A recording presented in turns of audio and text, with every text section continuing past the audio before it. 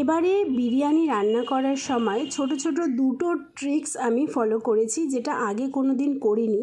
তাতে আজকের বিরিয়ানিটা কিন্তু অনেক টেস্টি হয়েছিল। সেটা কি জানো? আমি অন্যান্য সময় চিকেনটাকে পুরো মানে যেমন নর্মাল চিকেন করার সময় পেঁয়াজ, এই রসুন, আদা, কাঁচা লঙ্কার পেস্ট দিয়ে মেখে কষাই, তো সেরকমভাবেই কষাতাম। কিন্তু এইবারে কি করেছি, নুন লেবু দিয়ে মেখে রেখে আধ ঘন্টা, তারপরে চিকেনটা ভেজে রেখে পরে আমি আদা রসুনের পেস্টটাকে কষিয়ে পেঁয়াজ বেরেস্তাটা পরে দিয়ে কষিয়েছি। আর ওদিকে ভাত যেমন করতে হয় তেমন তো করেছি।